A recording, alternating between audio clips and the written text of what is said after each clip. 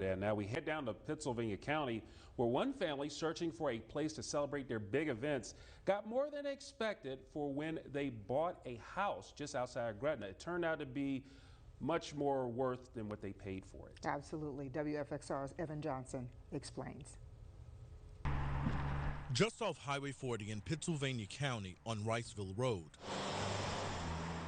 sits this white 3,200 square foot home on 10.5 acres of land called Sharswood. Really going past it, I always thought, oh my God, that's a scary house. Like, I can't imagine who lives in there. The Miller family grew up not too far from here. In fact, they passed by this huge home often. I didn't really pay much attention to it because on the other side of the street there was a house with dogs. So, I would always be concerned with those dogs over there, trying to ease past those dogs. But when this house went on the market, it was Air Force veteran Fred Miller's sister, Karen, who paid close attention. I said, Fred, that house is for sale. He was like, what house? I said, the house, the big scary house. I just could not imagine the house that she was talking about. I mean, because, again, I just could not imagine this place ever being up for sale. I mean, these kind of places, they don't go for sale. Karen and their oldest sister, Deborah, pushed Fred to put in a bid, so he did, reluctantly. $225,000, slightly above asking price. He lost. But then, soon after, this house was back on the market, and Fred's sisters pushed him again to make an offer. Fred said, if they didn't accept my offer the first time, why do you think they're going to accept it now? I said, we're just going to put in another offer, the same thing, $225,000. We with your money. Yeah. Hey, thank you, huh? You hear all this weed and all that other kind of stuff. But this time, the seller selected Fred's bid. This is probably my favorite part of the house here. While digging into the history of this house, now owned by Fred Miller, the family made a shocking discovery. This is part of what used to be a 2,500-acre plantation. Not in a million years we would even thought that.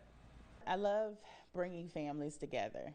Local genealogist Carice Luck-Bremer helped the Miller family uncover something even more jaw-dropping.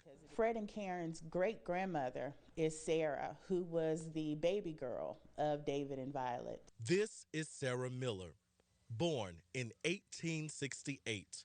Her parents, David and Violet Miller, were slaves here at Sharswood.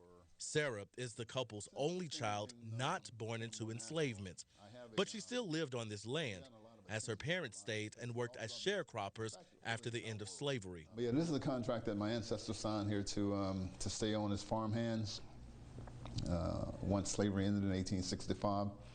And one thing about this area that kind of gets to me is the fact that they were entitled to 10% of the agriculture of the corn at the time, but that was only after the fattening of the pigs. So the pigs ate first, and then they were able to get 10% of it.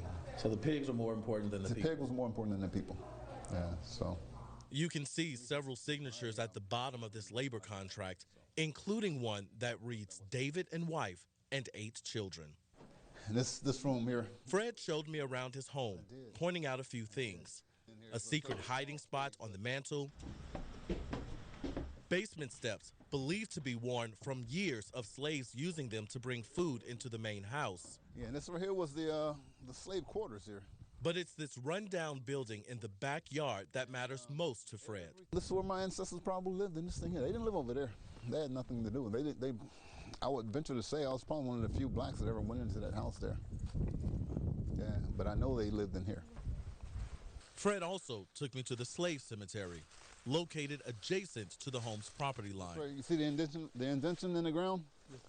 That's a grave. Yeah, that's a grave, and that's a headstone right there. This sacred ground is filled with rocks, each a headstone marker. Headstone here, here. And here. What's the significance of this grave with that horseshoe there? I don't know. What he does know is the current owner of this land has offered to give it to him so he can conduct studies. Fred also wants to turn this forest-like property into a dignified resting place for those who he hopes are proud of him.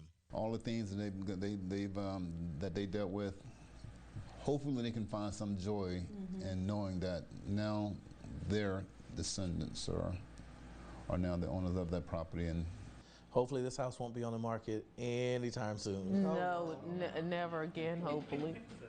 In Pittsylvania County, Evan Johnson, WFXR News.